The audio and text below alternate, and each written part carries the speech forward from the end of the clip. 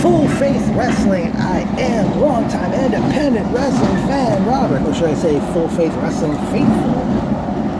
Surrender was a really great event, and it was my first time seeing Full Faith Wrestling live.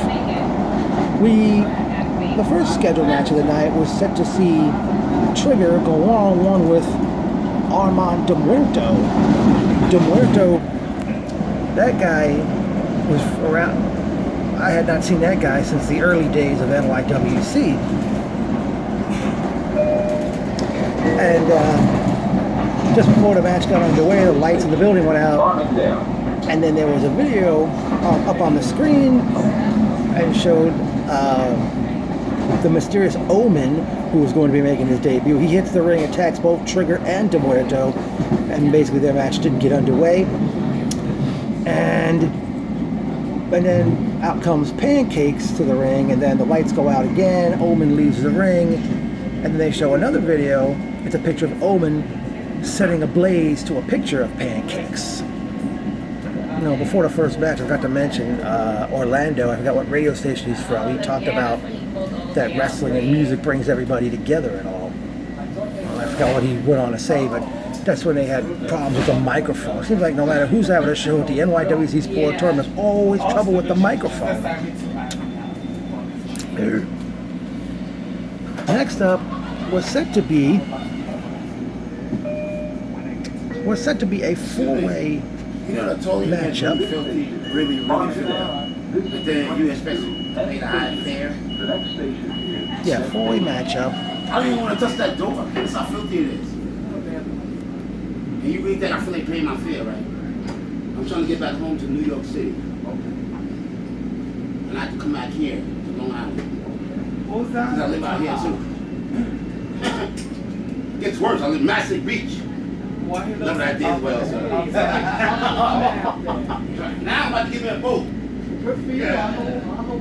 Now, before that interruption, we were going to have a four-way match to determine a number one contender to the heavyweight championship, as it was the one above all, Anthony Gangone versus Bull James versus Matt Striker and the Sicilian Slammer. Unfortunately, Slammer comes out and said that he was injured and unable to compete. A lot of stalling by Gangone before the early in the matchup.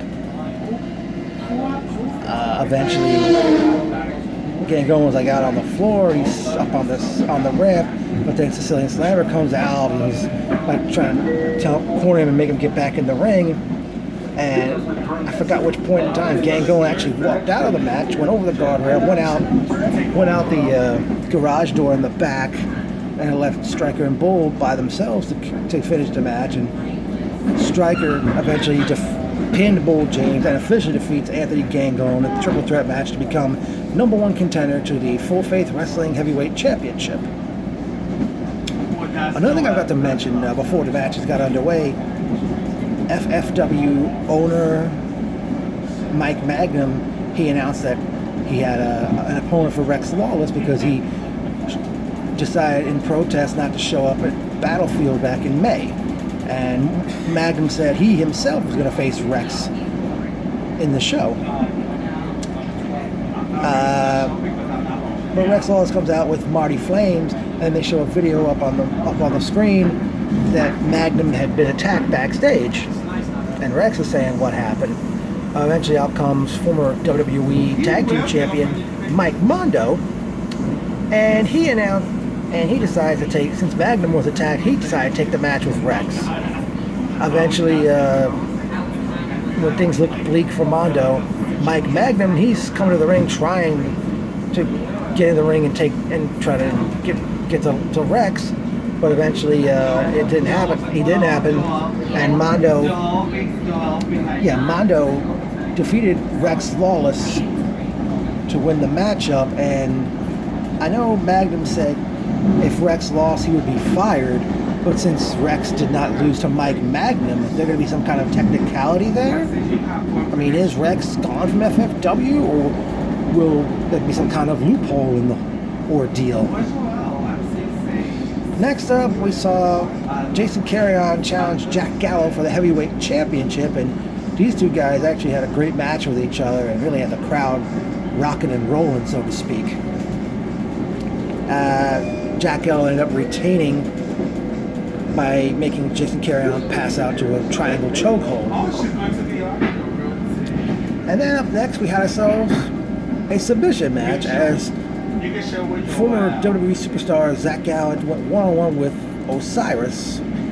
And pretty good match by these two. My first time seeing Osiris live. And the crowd was really all over Osiris, calling him a chicken. And I gotta say, this was a very hot and respectful crowd. Nobody used profanity in the crowd and all and such. And I need to go to that. Gallen defeated Osiris in the submission match. And Gallen talked about his belief in God and his love for wrestling has kept him going in life. And I forgot what else he ended up saying. But Mike Magnum thanked him for doing the show and all. They did go to intermission at that point. And we came back as we had a six-way, I don't know if it was like a six-way match or like a six-man gauntlet match, as we saw Corey Cooper versus Rad Brad Benson versus Smiley versus Charles Mason versus Brother Greatness versus Joey Silver. First, Joey Silver pinned Brother Greatness to eliminate him from the match. Silver then pinned Corey Cooper to eliminate him from the match. Silver then pinned Rad Brad Benson. Then Silver pinned Charles Mason. And Silver ended up pinning Smiley to become the first FFW Light Heavyweight Champion. Next up was a match to crown the first ever FFW Tag Team Champions as the Beard Villain Johnny Malloy comes to the ring. And he shows up on the screen where he met up with Mike Magnum earlier in the show. And the door closed in that video, so I guess that tells us who attacked Mike Magnum seemingly. And Malloy introduced his partner, and it was the one above all, Anthony Gangone, as they did battle with the Elements, Pyro Pulse and Iceberg. And the Elements were really over with the crowd, and unfortunately Anthony Gangone and Johnny Malloy defeated the Elements to become the first FFW Tag Team Champions. It seems like the Elements, ever since like Fighting Spirit Wrestling ceased operations, it's like these guys, Elements, just can't get a break. I mean, they chased the Five Borough Wrestling Tag Team Championship, never won it. I don't know, these guys really need a break. And then in the main event of the show, we saw Pancakes do battle with Omen, and Pancakes ended up defeating Omen to become the first ever FFW International Champion. Mike Magnum came out after the match with the championship belt, presented it to Pancakes, and they talked about, Magnum says you don't have to believe in order to be at the shows. Pancakes mentioned his mother, who this show was all about. It was a fundraiser. I don't know if it was to pay for her medical bills, but man, definitely great night of wrestling action. Well, it's time for personal notes. It was great seeing Tiffany, James McGrady, Chris Perry, his son Dylan, Joey. So if I don't make that train, what I do is I take the bus, which is about 20 minutes to Jamaica. By the way, Magnum, kudos to you for opening up a few minutes sooner than usual. And also, we had one memorable quote tonight. Bloody, what the hell? Bull James when Anthony Gangone left the ring, I think the second or third time. Initially, my fellow NYWCites, Jessica and her boyfriend Sam, were going to come to this show, but Sam told me earlier this week that they just something came up and they backed out. You know, like, come on. Full Faith Wrestling returns on Saturday, November 23rd. No show title yet, but already announced to appear at that show will be former WCW star Glacier, former WCW, WWE, and TNA star Shannon Moore, and Mike Magnum making his in-ring return. I would like to see, I'm sure it's bound to happen, Jack Gallo defend the heavyweight championship against Matt Striker. I'm sure the newly crowned international champion Pancakes will be in action. The newly crowned, no, I'm sorry, not newly crowned, but first international champion, first light heavyweight champion Joey Silver, and first tag team champions Johnny Malloy and Anthony K. Gone will be in action. Mike Magnum, you got a great thing going, man. You know, I mean, I think it's been almost a year since you started this promotion, and you know, here I am seeing your product promotion for the first time. Kudos, man. Keep up the good work. Oh man, let me see anything else I can add to this very event. Well, I'll say this: bring back Osiris, bring back the Elements. Hopefully, Trigger will get to wrestle if he's on the next show.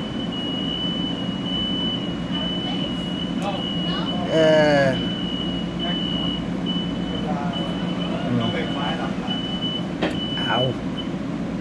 Definitely,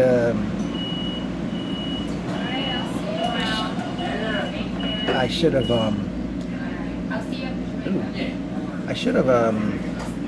you know, based on how noisy the crowd was, maybe I should have brought my megaphone out of the bag. Also, I wonder if Matt Striker's kind of gotten familiar with me, because as I was waiting for my cab to take me to the train station, he was in his car and he comes driving out and he waved to me. I was still shocked. Armand de Muerto. I mean, that's a man who I had not seen at a show in ages, seemingly.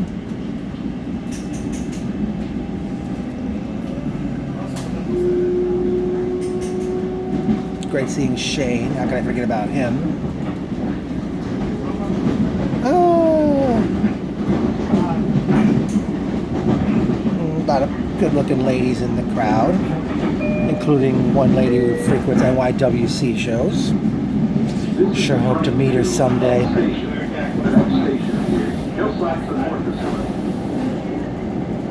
don't know if I said it earlier, but great seeing James McGrady.